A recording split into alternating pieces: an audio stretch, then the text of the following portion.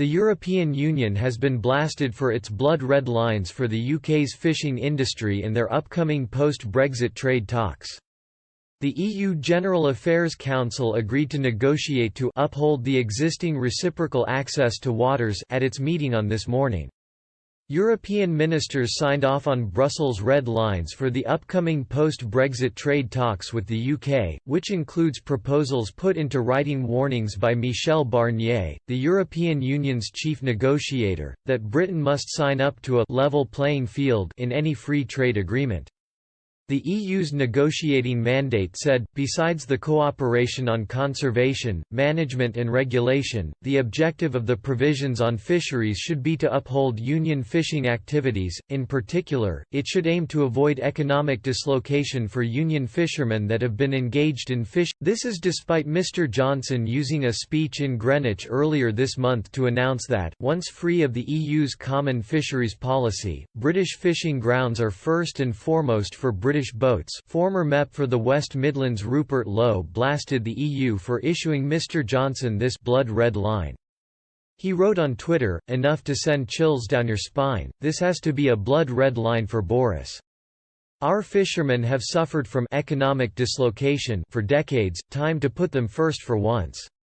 In its negotiation mandate, the EU also stated that any future relationship with the UK should be underpinned by robust commitments to ensure a level playing field for open and fair competition, given the EU and the UK's geographic proximity. And Croatian Europe Minister Andrea Metelko Zagombic said the EU is ready to commence trade talks now its mandate had been ratified. He said, "The Council has adopted a clear and strong mandate for our negotiator, Michel Barnier. This confirms our readiness to offer an ambitious, wide-ranging and balanced partnership to the UK for the benefit of both sides. The EU is now ready to start negotiations." The terms also include a controversial clause stating that Britain should return unlawfully removed cultural objects to their countries of origin.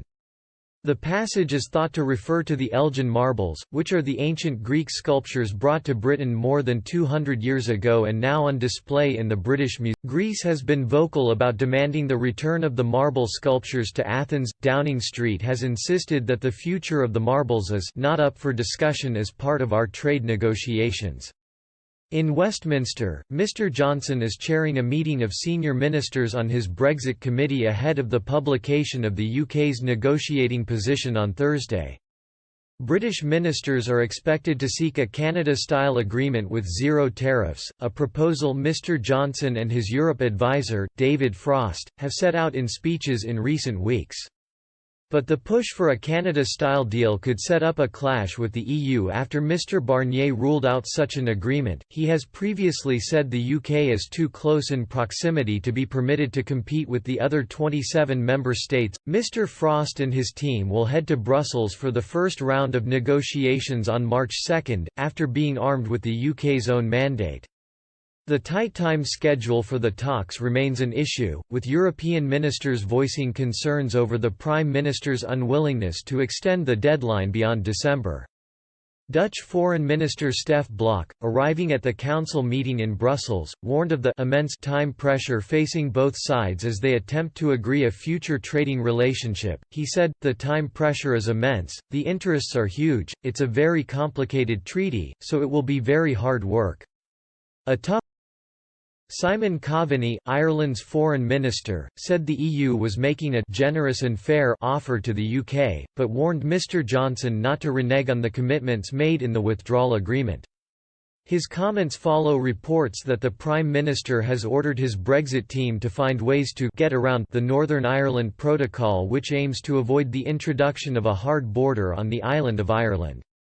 The Prime Minister is expected to meet Austrian Chancellor Sebastian Kurz at No. 10 on Tuesday as part of his diplomatic efforts with EU leaders before talks commence.